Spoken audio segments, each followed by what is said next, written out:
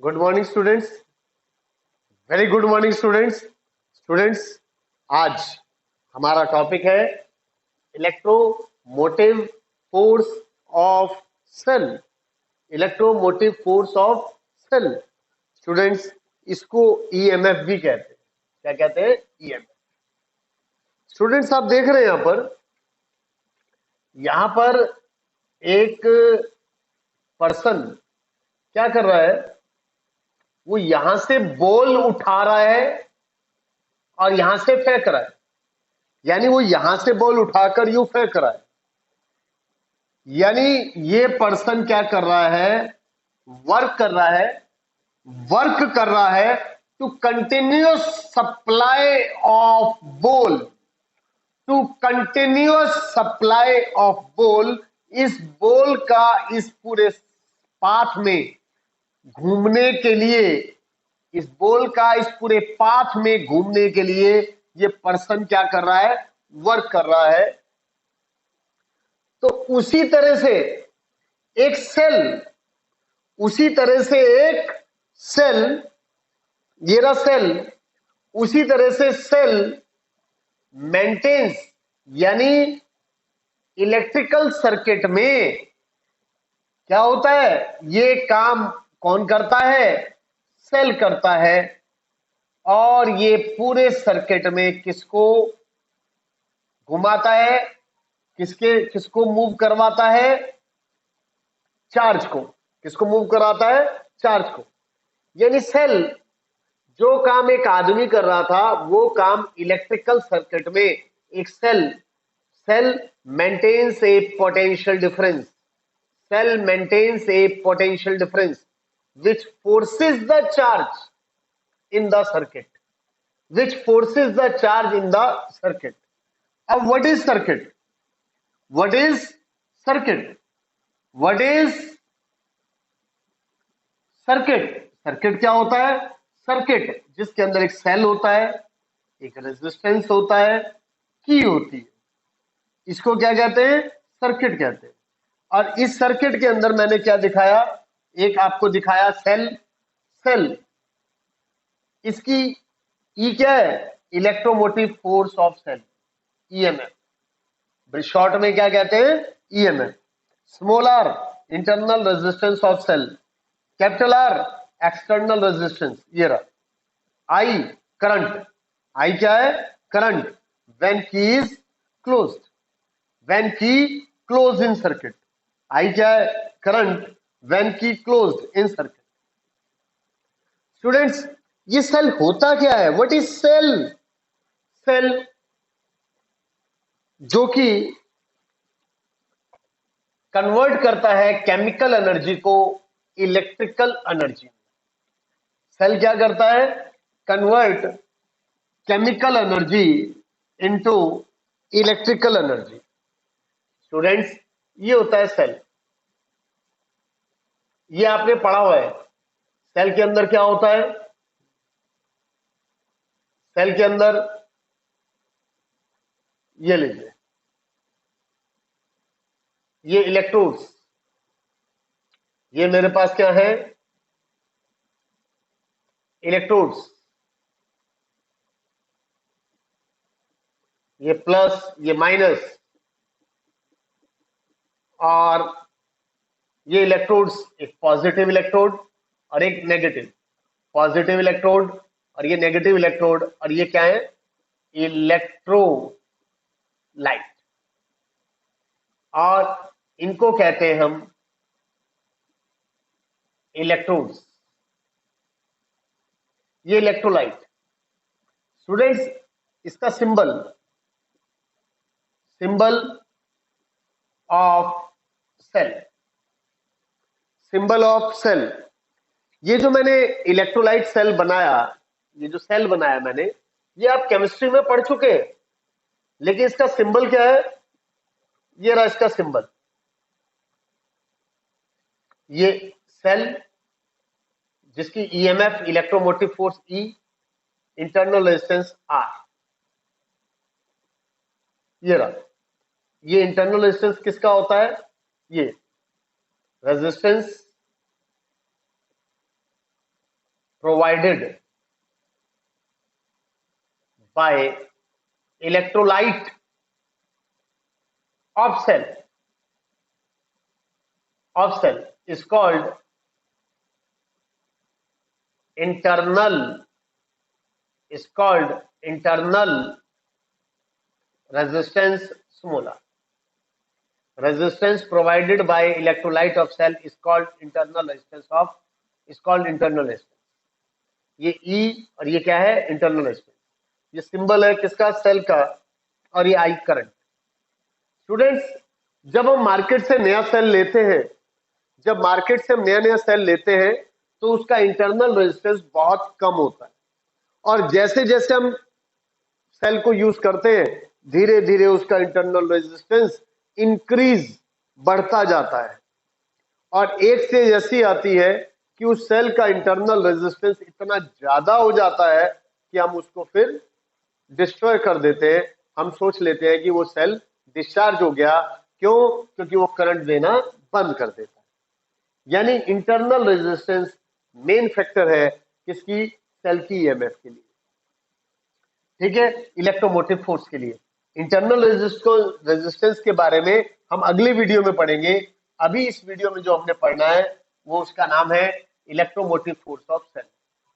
अब जब सेल की बात चल रही है तो सेल क्या करता है? ये सेल क्या करते हैं? Convert chemical energy into electrical energy. They convert chemical energy into electrical energy. दो तरह के होते हैं, एक प्राइमरी सेल, दूसरा सेकेंडरी सेल. प्राइमरी सेल क्या होते हैं? What are primary cell? Once discharge can not be use again. For example dry cell, Leclanche cell, alkaline batteries etcetera. ये जो ड्राई सेल है ये आप ट्रांजिस्टर में यूज करते हो. किसमें यूज करते हो? ट्रांजिस्टर में. जब एक बार ड्राई सेल डिस्चार्ज हो जाता है तो अब आप उसको फेंक देते हो. ड्राई सेल को आप रिमोट डिवाइसेस में भी यूज करते हो, घड़ियों में भी यूज करते हो. लैक्लांशी सेल आप लेबोरेटरी में एक्सपेरिमेंट करने के लिए भी यूज करते हो. जबकि सेकेंडरी सेल क्या होता है? Once discharge can be used again by recharging the cell. For example lead cell, lithium ion batteries. कहां यूज करते हो इसको? मोबाइल में. मोबाइल की जब बैटरी डिस्चार्ज हो जाती है तब आप उसको रिचार्ज करते हो और दोबारा यूज कर लेते हो. तो मोबाइल के अंदर जो बैटरी है वो सेकेंडरी बैटरी. हमारे घर में जो इन्वर्टर है, इन्वर्टर डिस्चार्ज हो जाता है, फिर उसको आप रिचार्ज करते हो और इन्वर्टर अपनी पूरी उसी मेहनत के साथ, उसी एनर्जी के साथ दोबारा वर्क करता है. तो स्टूडेंट्स, लेकिन मेरे टॉपिक का नाम है electromotive force of cell. Electromotive force of cell. It is defined as work done to move unit charge in complete circuit. जिस तरह से मैंने सबसे पहले बताया, एक आदमी एक बॉल को फेंक रहा था, फिर उठा रहा था, फिर फेंक रहा था, वर्क कर रहा था कि वो बॉल पूरे साइकिल में मूव कर जाए. इसी तरह से इलेक्ट्रोमोटिव फोर्स क्या होती है? Work done to move unit charge in complete circuit. पूरे सर्किट में चार्ज को मूव करवाने के लिए जो वर्क करना पड़ता है, यूनिट चार्ज को मूव कराने के लिए जो वर्क करना पड़ता है, that is called electromotive force. If W be the work done to move Q coulomb of charge, in complete circuit, then electromotive force E is equal to W upon Q. अगर W joule में है, Q coulomb में है, तो electromotive force की unit क्या होगी? Joule per coulomb या फिर वोल्ट. स्टूडेंट्स, इलेक्ट्रोमोटिव फोर्स की एक डेफिनेशन और है, मैं बता दूं. और electromotive force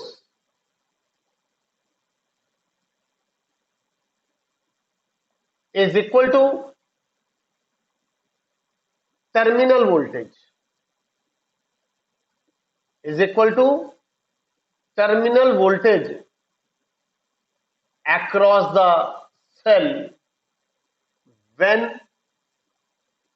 current in circuit is zero या की क्या है, या की इज ओपन, या की क्या है, ओपन है। यानी कहने का मतलब है E is equal to V. दूसरी डेफिनेशन है E is equal to V when I is equal to zero. E is equal to V when I is equal to zero. E is equal to V when current in the circuit is zero. मेरे कहने का मतलब है students, ये internal resistance, ये E, ये हमारे पास cell, ये टर्मिनल वोल्टेज। टर्मिनल वोल्टेज इन दोनों के बीच में नहीं होता, टर्मिनल वोल्टेज होता है इसके और इसके बीच में, ये टर्मिनल वोल्टेज है। और ये की जो कि ओपन है, ये आर, ये टर्मिनल वोल्टेज है। टर्मिनल वोल्टेज इन दोनों के बीच में नहीं होगा, इस ए और बी के बीच में होगा, ए और बी के अक्रॉस होगा। स्टूडेंट्स क्लियर है? मैंने आपको बताया कितनी डेफिनेशंस होती हैं, दो। इलेक्ट्रोमैग्नेटिक फोर्स की दो डेफिनेशन है। पहली डेफिनेशन है electromotive force is defined as work done to move unit charge in complete circuit. दूसरी डेफिनेशन है electromotive force is equal to electromotive force of cell is equal to terminal potential difference of cell when current in the circuit is zero, when current in the circuit is zero। अब students आगे लेते हैं हम। देखो, एक cell का symbol क्या होता है, ये रहा सिंबल ऑफ सेल, जिसकी ईएमएफ ई और इंटरनल रेजिस्टेंस आर है। क्लियर है? ये सेल का सिंबल है। लेकिन अगर मेरे पास दो सेल है, एक E1 और एक E2, जिनकी इंटरनल रेजिस्टेंस R1 और R2 है, तो इस केस में देखो प्लस माइनस से जुड़ा हुआ है, यानी अपोजिट पोलैरिटी क्या है, ये अपोजिट पोलैरिटी ऑफ सेल, या कह लो polarity, opposite polarity connected. Clear है? और जब अपोजिट पोलैरिटी कनेक्टेड है तो यहां पर E1 भी डिस्चार्ज हो रहा है और E2 भी डिस्चार्ज हो रहा है। आप देख लें, प्लस से करंट बाहर आ रहा है, यहां पर भी प्लस से करंट बाहर आ रहा है, यानी E1 भी डिस्चार्ज हो रहा है और E2 भी डिस्चार्ज हो रहा है। इस केस में हमारा E is equal to E1 plus E2, पहला केस। दूसरा केस, अगर दो सेल इस तरह से और E1 ग्रेटर देन E2 है, यानी इसका ईएमएफ ज्यादा है और इसका ईएमएफ कम है, तो current flow from high voltage high EMF to low EMF. और यहां पर क्या है, सेम पोलैरिटी, यहां पर क्या है, same polarity are connected, same polarity यानी प्लस और प्लस। आप देख ले, तो इस केस में ये प्लस से करंट बाहर आ रहा है तो ये डिस्चार्ज हो रहा है, यहां पर प्लस में अंदर जा रहा है तो ये रिचार्ज हो रहा है। तो इस केस में नेट ईएमएफ क्या है, E1 minus E2, E1 minus E2। और इस केस में जब E2 ग्रेटर देन E1 है, अगर E2 E1 से बड़ा है तो current flows from high EMF to low EMF. अब इस केस में E2 क्या, E1 क्या हो रहा है, इस केस में E1 डिस्चार्ज हो रहा है, E1 जो है सॉरी रिचार्ज हो रहा है, E1 रिचार्ज हो रहा है। और E2 क्या हो रहा है, E2 क्या है, डिस्चार्ज हो रहा है, और इस केस में नेट ई क्या होगा, E2 माइनस E1। ये बड़ा है ये छोटा है, तो E2 माइनस E1। यानी अगर सेम अपोजिट पोलैरिटी जुड़ी हुई है, देख ले प्लस को माइनस से, तब प्लस होगा। अब देख ले डायग्राम से समझ में आ जाएगा, ठीक है। और इसका प्लस इसके प्लस से जुड़ा हुआ है, तो ये डिस्चार्ज हो रहा है, ये रिचार्ज हो रहा है, और उस केस में क्या होगा हमारे पास, डिफरेंस E1 माइनस E2, अगर E1 E2 से बड़ा है। Students, electromotive force EMF is scalar quantity, it is scalar quantity. Factors affecting EMF of cell, पहला फैक्टर है depends on internal resistance R of cell, दूसरा इलेक्ट्रोलाइट ऑफ सेल, दूसरा electrolyte of cell. लेकिन EMF of cell is independent of, EMF of cell is independent of, यानी does not depend on amount of electrolyte. आप electrolyte कितना भी डाल दो, आप इलेक्ट्रोलाइट कितना भी डाल दो, उसकी जो सेल की EMF है, अब ड्राई सेल है, ड्राई सेल की EMF अगर 1.5 वोल्ट है तो 1.5 वोल्ट ही रहेगी। आप उसके अंदर कितना भी इलेक्ट्रोलाइट डाल दो, सेल की EMF रिमेन सेम, यानी 1.5 वोल्ट। क्लियर है? ड्राई सेल जो मार्केट से आप खरीदते हैं, ट्रांजिस्टर में यूज करते हैं, घड़ियों में यूज करते हैं, रिमोट डिवाइसेस में यूज करते हैं, ठीक है। EMF of cell is independent of external resistance R, यानी अगर मैं एक्सटर्नल रेजिस्टेंस को इंक्रीज करता हूं तो EMF रिमेन्स सेम, यानी E R पर डिपेंड नहीं करता। स्टूडेंट्स, इंटरनल रेजिस्टेंस पर तो डिपेंड करता है, लेकिन एक्सटर्नल रेजिस्टेंस पर डिपेंड नहीं करता। इंटरनल रेजिस्टेंस क्या होता है, जो सेल के अंदर इलेक्ट्रोलाइट है वो जो रेजिस्टेंस हमें देता है, that is called internal resistance. और आपको पता है जब मार्केट से हम सेल खरीदते हैं तो उसका इंटरनल रेजिस्टेंस, जब हम मार्केट से सेल खरीदते हैं तो उसका इंटरनल रेजिस्टेंस नेग्लिजिबल होता है या बहुत कम होता है। और नया सेल है, अच्छी EMF, अच्छा वर्क करता है, अच्छी एनर्जी देता है, ठीक है। धीरे धीरे जब हम सेल यूज करते रहते हैं तो उसका इंटरनल रेजिस्टेंस बढ़ता जाता है, यानी इंटरनल रेजिस्टेंस बढ़ रहा है और E कम होता जाता है। एक स्टेज ऐसी आ जाती है कि R tends to infinity, R बहुत ज्यादा हो जाता है और E क्या हो जाता है, नियर टू जीरो। तब हम सेल को क्या कहते हैं, कंप्लीटली डिस्चार्ज हो गया और सेल को फेंक देते। तो स्टूडेंट्स, इस तरह से मेरे कुछ कंसेप्ट थे, और ये कंसेप्ट किसके ऊपर है, EMF ऑफ सेल। खाली EMF पढ़ने से बात नहीं बनेगी। EMF क्या होता है, क्यों होता है, EMF की क्या डेफिनेशंस है, EMF किन किन फैक्टर्स पर डिपेंड करता है, EMF को न्यूमेरिकल में कैसे यूज करना है, इन सबको पढ़ने से हमारी फिजिक्स स्ट्रॉन्ग होगी। समझ गए? तो स्टूडेंट्स, ये सब पढ़ते रहे, मेरे चैनल को कमेंट, सब्सक्राइब, लाइक और शेयर करते रहे। Thank you students, thank you, wish you best, very best.